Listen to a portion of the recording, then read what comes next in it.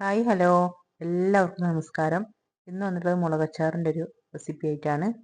ഇതിന് വേണ്ട സാധനങ്ങൾ: പച്ചമുളക്, പുളി, ശർക്കര, മുളക് പൊടി, പിന്നെ ഉലുവ, കടുക്, അങ്ങനത്തൊക്കെയാണ്. നമുക്ക് എന്തായാലും അച്ചാറുണ്ടാക്കാം. ശർക്കര 2 പീസ് എടുത്തിട്ടുണ്ട്. അതൊന്ന് ഉരുക്കി എടുക്കണം കേട്ടോ, പാനിയാക്കി എടുക്കണം. ശർക്കര കുറച്ച് വെള്ളം ഒഴിച്ചിട്ടൊന്ന് മെൽറ്റ് ചെയ്തെടുക്കുക. അത് മെൽറ്റാവട്ടെ. ഇനി ഒരു പാൻ അടുപ്പത്ത് വെച്ചിട്ട് അതിൽ കുറച്ച് വെളിച്ചെണ്ണ ഒഴിച്ചു കൊടുക്കുക. അതിനുശേഷം ചട്ടി ചൂടായി വരുമ്പോൾ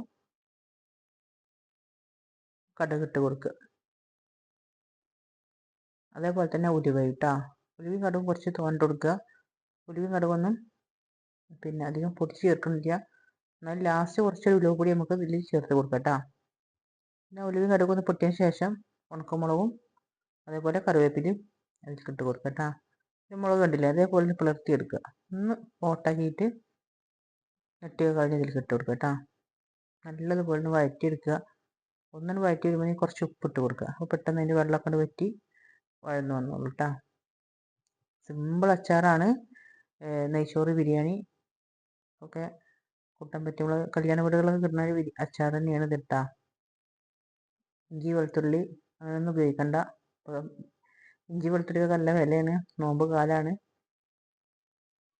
അപ്പോൾ എല്ലാവർക്കും ഇതൊക്കെ ഒന്ന് വീട്ടിലുണ്ടാക്കി നോക്കാൻ പറ്റും കേട്ടോ.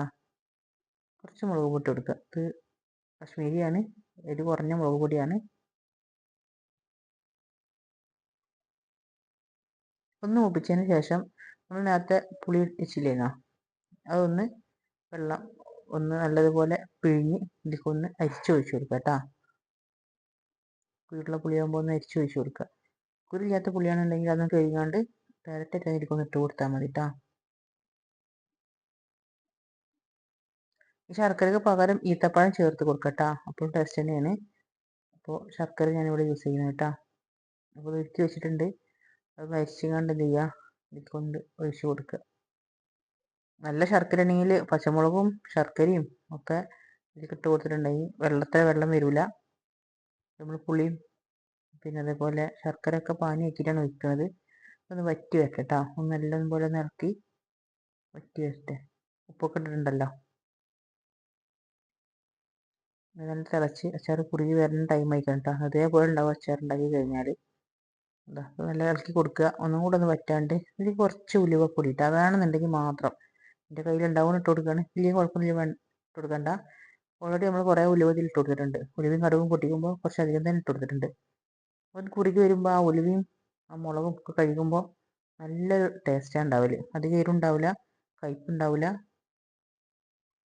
അപ്പോൾ ഒന്ന് ഉണ്ടാക്കി നോക്കുക. സിമ്പിളാണ്. നമ്മൾ ശരിക്കും കല്യാണത്തിലൊക്കെ എങ്ങനെ ഉണ്ടാക്കുക എന്നുള്ളത് അല്ലേ.